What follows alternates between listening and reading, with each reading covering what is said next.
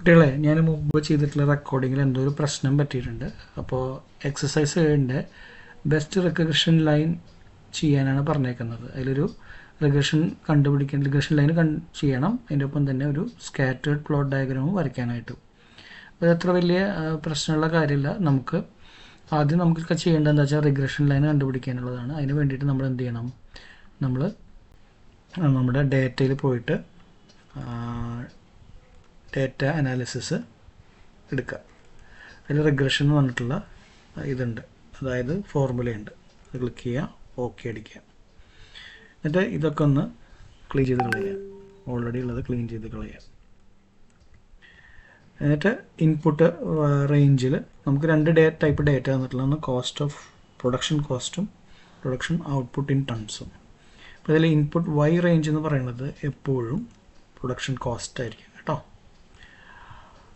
ഇതിൻ്റെ X range എന്ന് പറയുന്നത് പ്രൊഡക്ഷൻ ഔട്ട്പുട്ട് ഇൻ ടൺസ് ആണ് കേട്ടോ.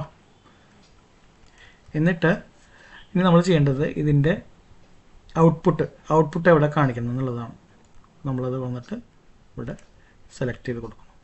എന്നിട്ട് നമ്മൾ ഓക്കെ അടിക്കണം. ഇതിൻ്റെ ഓക്കെ അടിക്കണം. നമുക്ക് സമ്മറി ഔട്ട്പുട്ട് കിട്ടും. ഇതാണ് നമ്മുടെ റിഗ്രഷൻ ലൈൻസ് എന്ന് പറയുന്നത്. ഇത് തന്നെയാണ് നമുക്ക് നമ്മുടെ ബുക്ക് നോക്കിയാലും റെക്കോർഡ് നോക്കിയാലും ഔട്ട്പുട്ട് കിട്ടും. ഇനി നമ്മൾ ചെയ്യേണ്ടത് സ്കാറ്റേർഡ് ഡയഗ്രാം ഉണ്ടാക്കാനായിട്ടാണ്. അതിന് വേണ്ടിയിട്ട് നമ്മൾ എന്ത് ചെയ്യണം? നമ്മൾ ഇത് മുഴുവൻ സെലക്ട് ചെയ്യണം. അതിനുശേഷം ഇൻസേർട്ടിൽ പോവുക. ഇൻസേർട്ടിൽ പോയിട്ട് ഇതാണ് സ്കാറ്റർ. ഇതിൻ്റെ ഫസ്റ്റ് ഇതാണ് സ്കാറ്ററിൽ ക്ലിക്ക് ചെയ്യുക. നമുക്ക് ഔട്ട്പുട്ട് വരും. ഈ ഔട്ട്പുട്ടാണ് വരുന്നത്. അപ്പോൾ നമുക്ക് വേറെ കാര്യമുണ്ട്. ചാർട്ട് ടൈറ്റിൽ നമുക്കൊന്ന് മാറ്റണം. നമ്മൾ അതിൽ പോയിട്ട് സ്കാറ്റർ ഡയഗ്രാം എന്നിടാം. അതിനുശേഷം നമ്മൾ ആക്സസ് ടൈറ്റിൽസ് എന്ന് പറഞ്ഞിട്ട് അത് ക്ലിക്ക് ചെയ്യുക. അപ്പോൾ ആക്സസ് ടൈറ്റിലുകൾ വരും. താഴത്തത് നമ്മൾ എന്താണ്?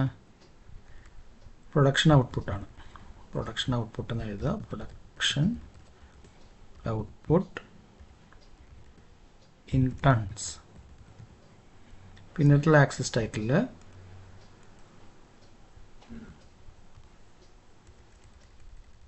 കോസ്റ്റ് അല്ലേ?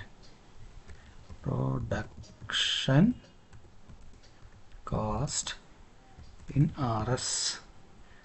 അപ്പോൾ നമുക്ക് പക്കേ കേട്ടോ. അപ്പോൾ അത് ഇങ്ങനെയാണ് ആ ഒരു കാര്യം ചെയ്യേണ്ടത്. ഓക്കെ, ഇനി എന്തെങ്കിലും സംശയം ഉണ്ടെങ്കിൽ പറയാം.